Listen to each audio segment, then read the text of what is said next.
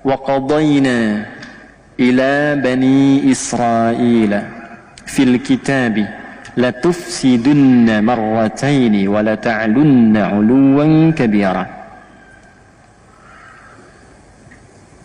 Dan aku telah menetapkan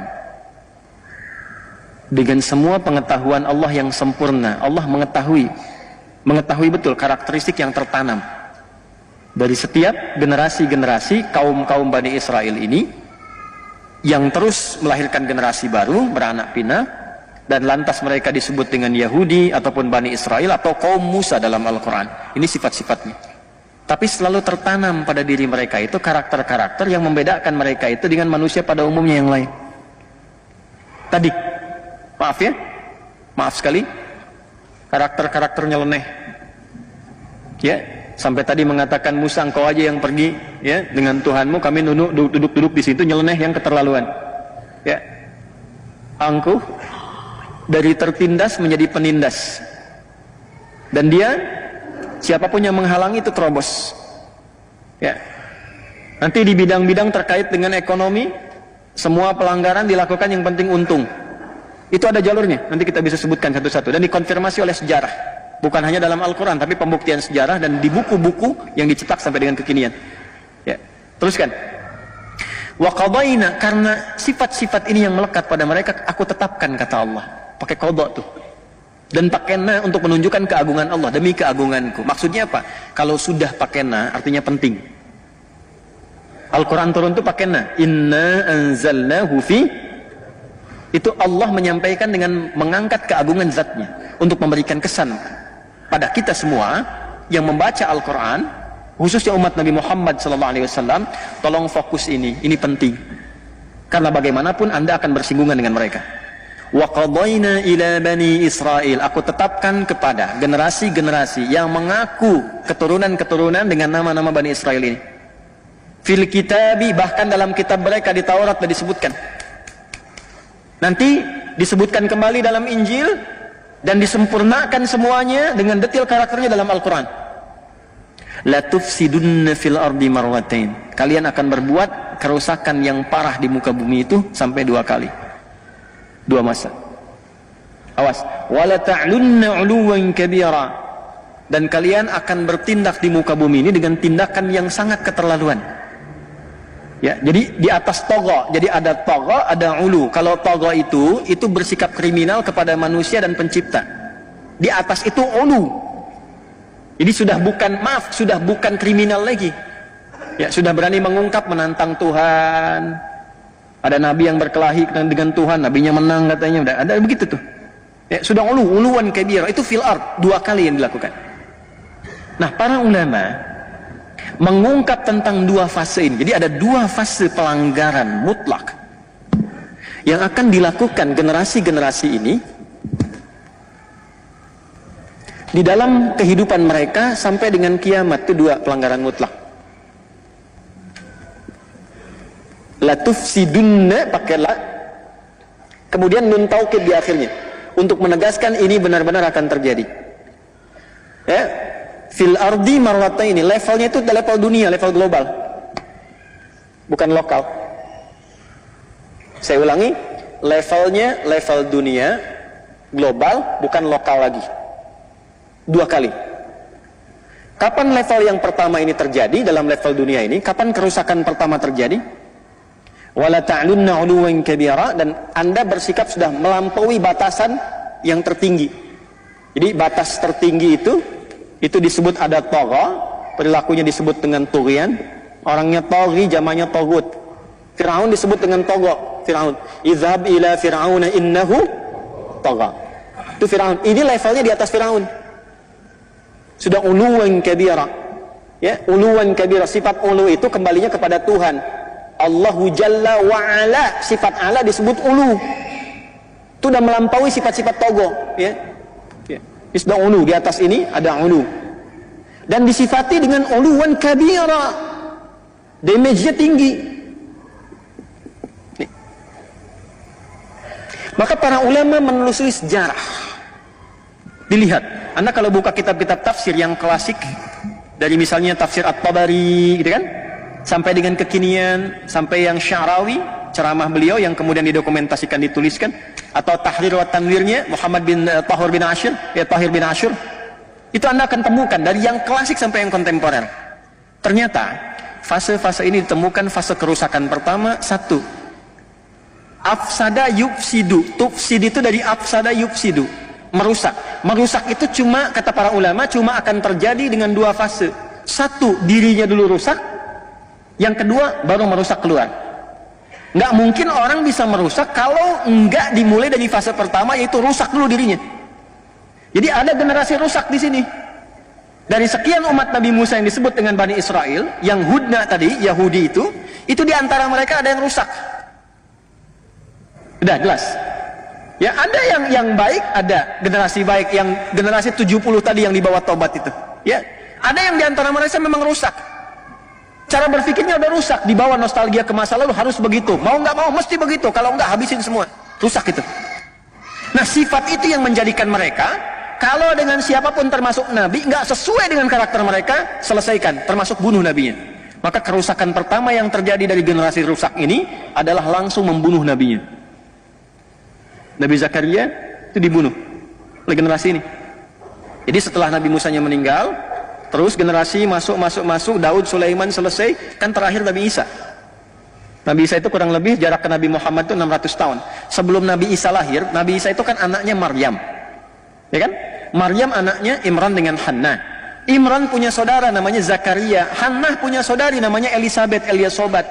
Zakaria menikah dengan Eliasobat. Imran menikah dengan Hannah, melahirkan Maryam. Sebelum lahirnya Nabi Isa, Maryam lahir, itu Zakaria alaihissalam belum punya anak.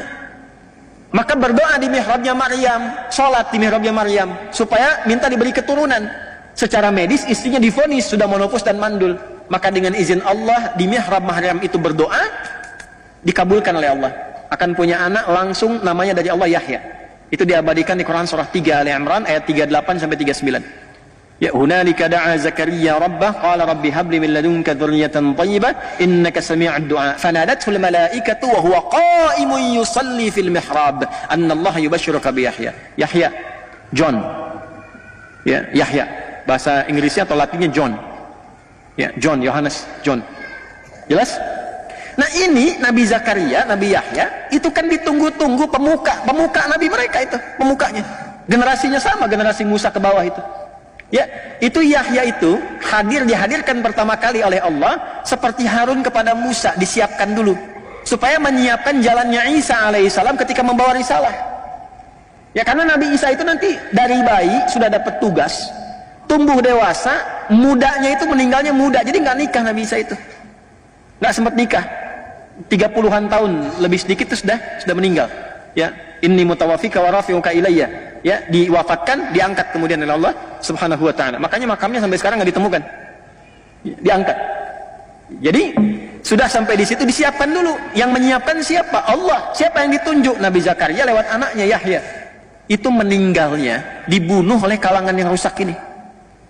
Bayangin sampai bunuh Nabi. Bahkan kalau mau tarik sebelumnya Nabi Soleh ada. Mungkin antum belum pernah dengar kisah ada Nabi digergaji meninggalnya. Belah dua. Gitu. Mereka yang nuntut, ada mukjizat, dikasih kemudian unta keluar dari batu, udah gitu untanya dihabisin, nabinya dibunuh. Ini golongan rusak tadi. Sampai ke puncaknya Nabi Zakaria dibunuh, Nabi juga Yahya dibunuh, dan Nabi Isa pun dikejar mau dibunuh, mau disalib di akhir itu. Ini kan kelakuannya ini generasi rusak. Ya. Jadi yang 70 tadi melahirkan yang baik-baiknya sedikit, ke bawahnya itu Hawariyun itu. Ya, Hawariyun yang 12 orang itu, yang murid-muridnya itu kan. Ya, itu pun sedikit, yang selebihnya itu mewarisi genealogi tadi, genetik tadi yang merusak. Maka ketika itu lahir yang rusak sampai Nabi Isa pun dikejar. Nabi Isa kan keturunan ini dari Bani Israel ke atas, jalurnya ke Ishak alaihissalam. Maka apa yang terjadi? Itulah yang membentuk karakter. Maka dihukum oleh Allah karena karakter ini merusak. Maka golongan orang-orang rusak ini di setiap tempat dimanapun itu gak akan bisa diterima. Maka 3 fase mereka hancur. 3 fase mereka hancur. Pertama, masanya yang gue lihat itu, Jalut. Ini sudah viral di kitab-kitab tafsir. Yang kedua, masanya Nebukadnezar yang datang dari Babilonia. Habis semua, dihancurkan. Habis dikejar-kejar. Kemanapun ada dikejar. Karena selalu merusak, tinggal sini merusak, golongan rusak ini. Yang ketiga era Romawi. Ya, sesaat kemudian sebelum masuknya khususnya di era-era sepeninggal Nabi Isa alaihissalam sampai nanti ke era sebelum kelahiran Nabi Muhammad SAW, tidak ada satupun orang-orang generasi ini termasuk Yahudi yang lainnya menetap dimanapun kecuali selalu datang Romawi menghabisi mereka dimanapun. Ya, sampai nanti generasinya Turki Utsmani sampai periode yang berikutnya. Itu setiap tinggal mau wilayah Eropa dimanapun selesai inkuisisi. Kalau nggak digantung, disiksa, habis, dikejar kemanapun. Nggak ada yang bisa menetap karena perilaku ini. Ya. Jadi golongan rusak itu tinggal dimanapun sifatnya merusak. Di kalau dagang pengen yang paling unggul, tapi cara unggulnya itu ini diadu dulu nih. Yang eksis diadu supaya hancur, begitu hancur dia masuk. Di setiap tempat, setiap era dengan cara berbeda tapi polanya sama. Selalu ingin unggul. Dan sifatnya itu semua sistem dalam berkehidupan disebut millah namanya. Itu prinsip mereka, sepanjang ada sistem berkehidupan di era manapun kita harus yang paling atas. Apapun caranya. Itu yang diungkap di Al-Baqarah ayat 120. Walan tarda ankal yahudu walan nasara hatta tattabi'a millatahum. Antum bedakan din dengan millah itu beda.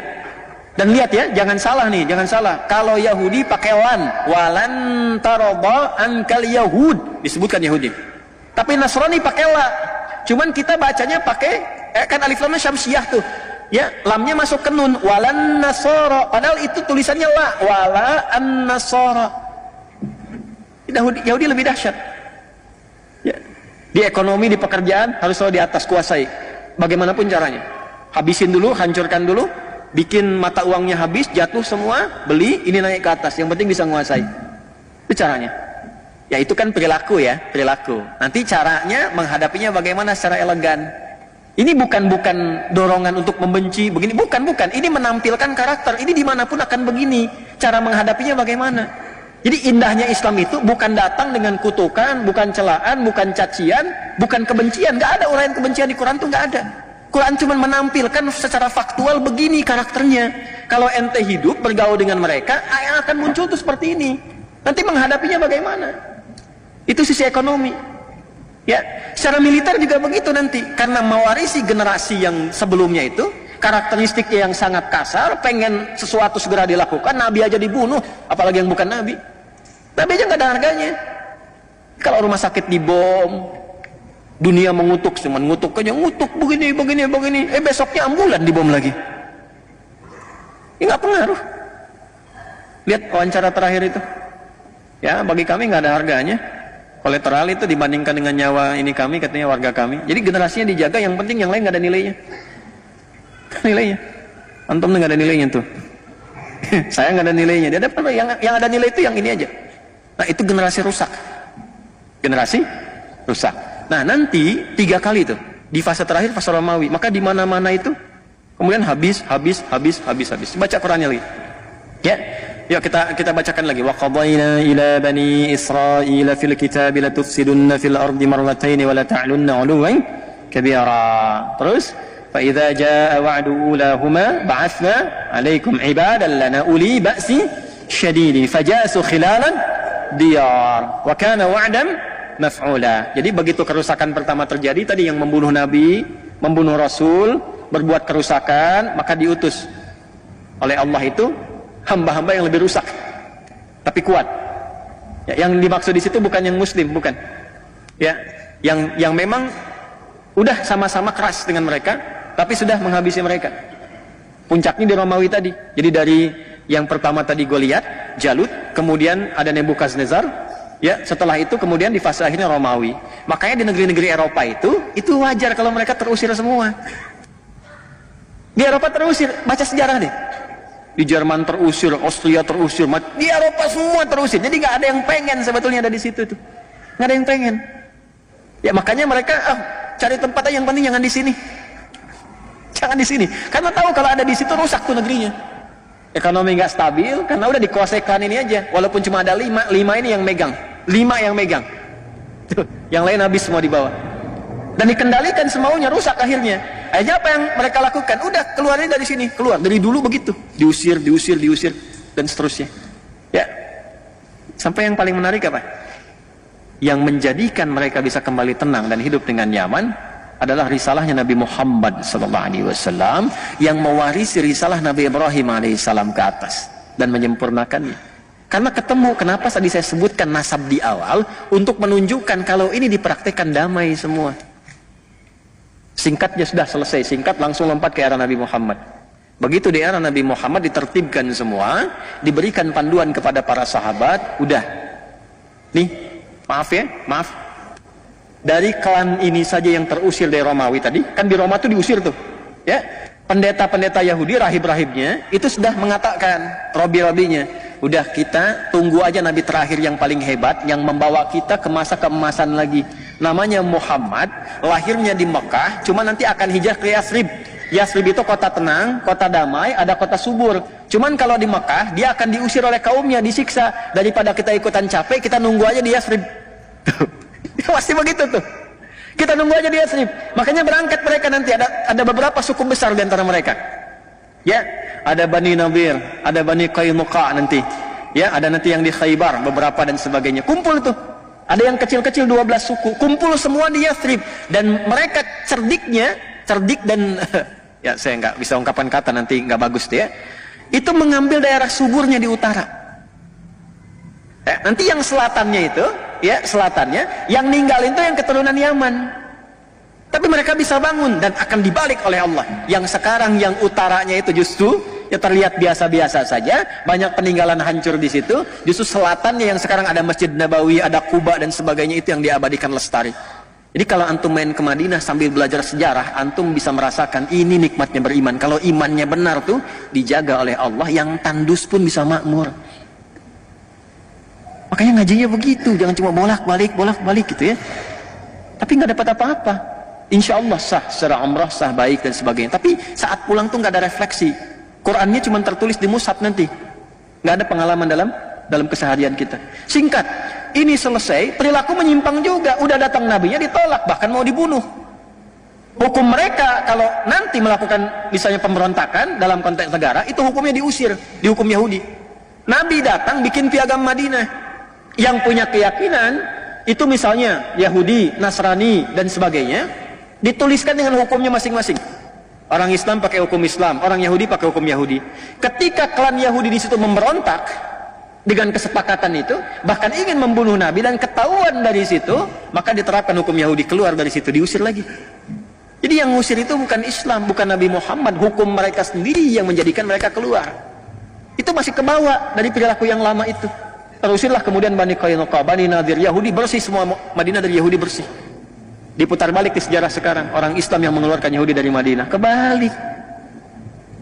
Itu begitu ceramah sejarah yang benar dia bobo tuh. Jadi nggak sempat yang dengar, di ujungnya aja keluar baru dia bangun lagi. Persis kayak khutbah Jumat ngantuk tuh. Begitu ujungnya baru kedengaran, ambillah yang bagus, tinggalkan yang jelek, tuh kan? Keluar sendal bagus dipakai itu. Salah kesimpulan. Keluar dari sini, kacau lagi, kacau, di mana-mana diusir dan sebagainya. Secara singkat saja, zamannya Umar dibuka Palestina, Romawi dikalahkan, masuk pasukan, kunci dipegang, kedamaian terjadi. Kristen bisa tinggal di situ nyaman. Bahkan gereja diabadikan, gak dirusak, gak diapa-apain. Saking hebatnya Umar pada masa itu, dengan tawadu datang uskup besarnya sampai memberikan kunci gerejanya dan mempersilahkan kalau ingin digunakan untuk ibadah pertama kali. Kata Umar, jangan, ya, supaya tidak jadi fitnah di masa depan. Yang Kristen silahkan ibadah di tempatnya masing-masing. Kita tidak usah memaksa. Lakum dinukum waliyadin. Anda dilindungi, kita saling melindungi di sini, saling menjaga. Yang Kristen silahkan ibadah. Kalau bertanya tentang Islam dijelaskan. Pengen memeluk Islam silahkan, tapi tidak dipaksa. Walaupun yang pegang kuasa umat Islam.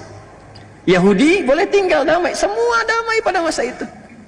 Sampai masuk lagi Romawi itu, terjadi perang salib, dikuasai lagi, keluar lagi semua, habis lagi, terjadi lagi seperti dulu.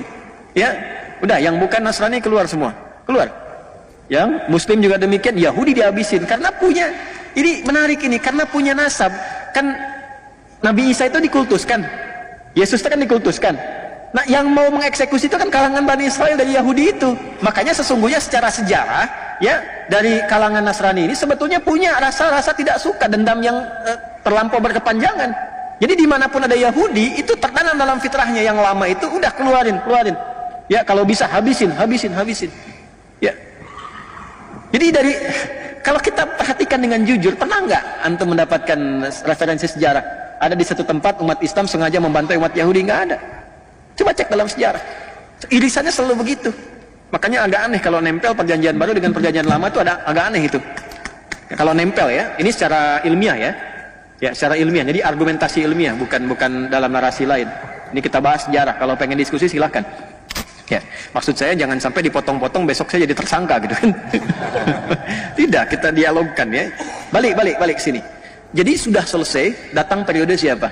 Salahuddin Al-Ayyubi dari suku Kurdi. Dibuka lagi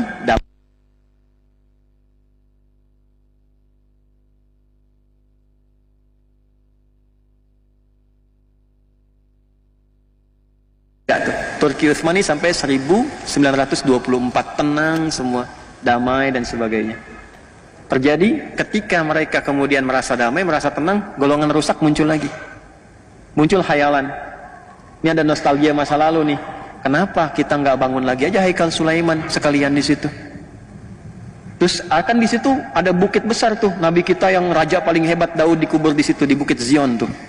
Ya, dataran tinggi Golan yang batasan Syria dan sebagainya. Itu Zion di situ.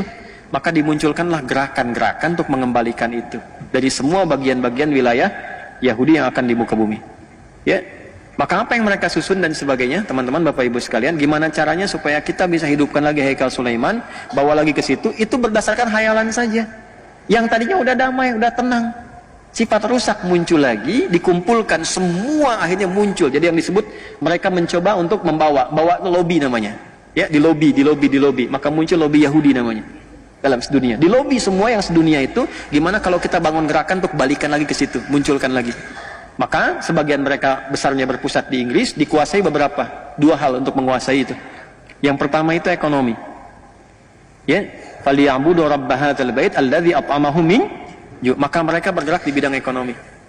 Termasuk nanti kalau saya mau cerita di satu waktu yang lain, yang datang ke Nusantara pun dengan VOC itu, saya cerita begini sudah riset, saya begini-begini sudah menduduki kantor VOC di Belanda. Ya, saya sudah ke kantor VOC, sudah saya cek jalurnya, sampai gudangnya, sampai dokumentasinya. Itu VOC itu, Bapak Ibu, konsorsium dagang. Swasta. Yang bawahnya orang Yahudi pertama kalinya. Ketika hancur di Eropa, dia melihat ada ekspedisi-ekspedisi yang dilakukan oleh pasukan-pasukan salibis. Setelah periode 1492, terjadi perjanjian Theodosius, kemudian Isabel, ya, itu disatukan dengan Ferdinand, yang di Spanyol itu jatuh. Kemudian setelah itu membuat misi 3G. Sekarang sudah 4G atau 5G. Ya, dulu masih 3G, God, Glory, and Gospel, menyebar. Itu dipelajari. Karena kerajaan yang kirimkan seringkali karam, di lautan besar itu karam, biayanya banyak. Mahal, habis semua, makanya sering dikali harta karun peninggalan Raja Spanyol dan sebagainya, sering sampai jadi film dokumenter sekarang ini.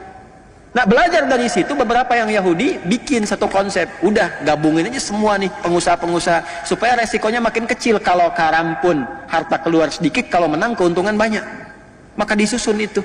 Asalnya yang muncul Yahudi, itulah saham pertama kali yang terjadi di bumi. Yang diarahkan untuk kepentingan swasta konsorsium tadi. Itu markasnya kecil aja, kecil. Sekarang jadi asrama. Jadi sedikit begini, di Delft namanya, Delft, ya. Ada bulatan masuk lorong sebelah kiri kecil aja, mungkin jaraknya tuh 10 meteran lah ke atas gitu. Itu kantor VOC yang ngambilin rempah-rempah dan semuanya kita itu. Ya, kuman gudangnya sebesar Masjid Al-Azhar depannya. Terus dibikin kanalnya itu nyambung ke 13 provinsi di Belanda, nyambung ke Samudra Hindia, nyambung sampai ke kita. Jadi kalau ngambil rempah-rempah dari sini, lewat jalur laut, itu langsung tembus ke gudang. Masih ada gudangnya sampai sekarang. Jadi restoran sekarang ini. Saya baru dari sana beberapa waktu yang lalu. Dan yang paling menarik itu pajaknya dipakai untuk membangun Belanda. Jadi Belanda itu dibangun dari pajaknya VOC. Jadi Belanda tuh. Sampai ke New York nanti.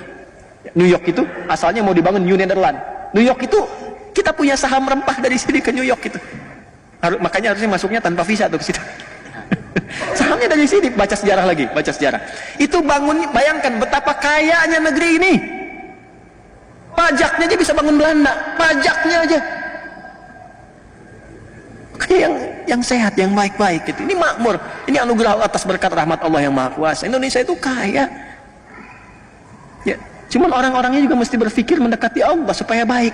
Yang kita perlukan orang baik. Kalau cuman pintar nggak baik, kekayaannya nggak berguna, habis. Ya balik lagi, dari situ, itu Anda bisa bayangkan ekonomi dikuasai di masa-masa itu. Jadi yang pertama dikuasai ekonominya dulu supaya megang dunia.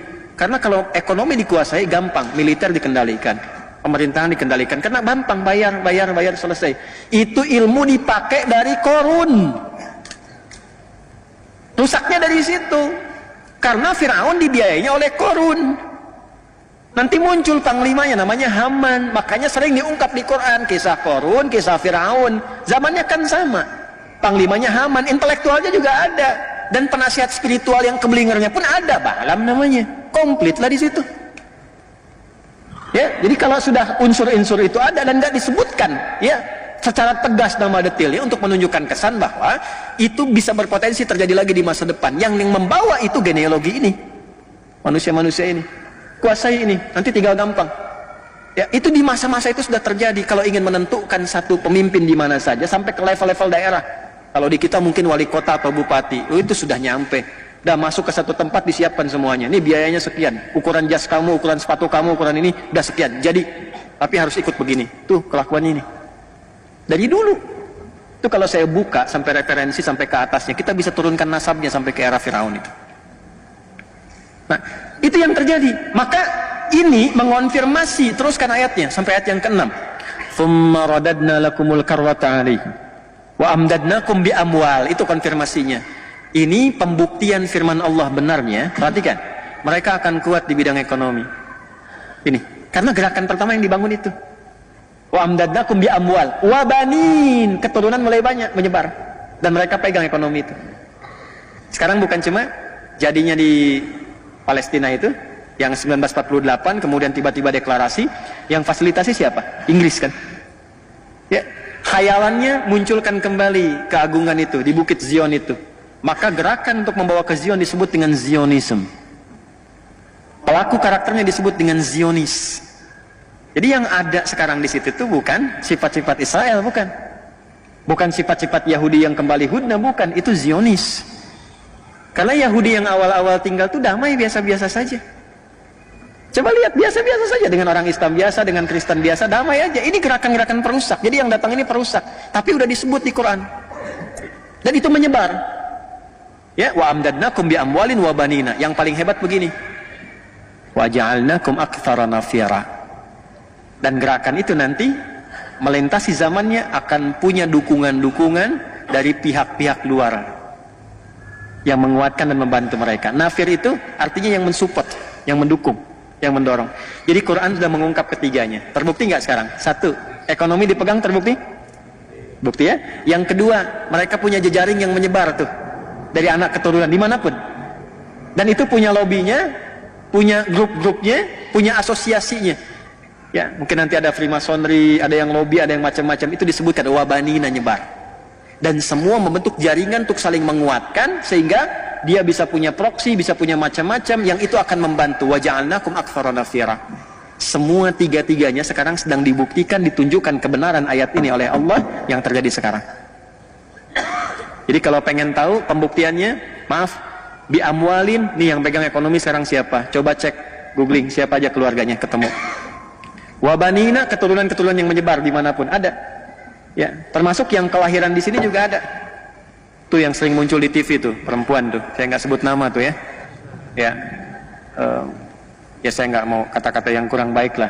Ya, tapi saya biasanya kalau diundang sama yang kurang kompeten itu nggak berminat gitu. Buang-buang waktu gitu. Ya, pengetahuan sejarah minim, kalau dikatakan tidak tahu gitu kan. Ya, cara berpikirnya juga tidak terstruktur. Ya, jadi kalau kita datang juga buang-buang energi. Ya, jadi kita tonton sambil senyum aja lah udah gitu ya. Ya, jadi baru bicaranya jangankan orang yang pintar, orang biasa awam sih udah paham gitu keadaannya bagaimana. Tapi ini tidak menjadikan kita mesti mencela atau merendahkan, tidak. Justru kita mendoakan kepada jalan yang baik, kemudian memperbaiki dengan cara yang baik, dengan menyampaikan yang seperti ini. Tapi yang saya maksudkan, kalau Anda cek, itu kan kelahiran Makassar. Tapi menjadi bagian dari jaringan lobby kan ke atas ke sana. Itu pembuktian kebenaran Quran. Jadi mana mana nyebar ke bawah lagi rasanya. Wa ja'alnakum aktsara nafira. Saya umumkan tidak boleh ada negara lain yang ikut campur tentang ini. Tapi dia masuk kok lewat kapal induk. Yang lain nggak boleh, dia masuk dengan kapal induk, ya kan? Jangankan kapal induknya, itu di border yang di Rafah di Mesir itu jagain di situ. Makanya nggak bisa keluar. Yang jaga tentara mana? Amerika jaga juga di situ. Banyak kumpul, Amerika, Kanada, dari Inggris, dari macam-macam negara Eropa. Yang menariknya begini, ini yang dikuasai jejaring itu, ja'alakum aktsara nafira, sebetulnya dalam hatinya pun sama, nggak pengen Yahudi masuk ke daerah mereka. Sebab kalau masuk merusak lagi, daripada di kami, di situ aja deh kami jagain. Gitu. In ahsantum li anfusikum, ayat 7. Wa in asa'tum, jikapun kalian membuat kebaikan, bikin aksi sosial, jadi akan ditemukan nanti golongan ini bikin aksi sosial, ngebiayain gerakan sosial tentang alam dan masing-masing. Itu ahsantum li anfusikum, kepentingan internal mereka aja untuk mengekalkan apa yang mereka lakukan sampai dengan muncul nanti fase berikutnya. Wa in asatum falaha, kalau berbuat buruk memang begitu karakternya.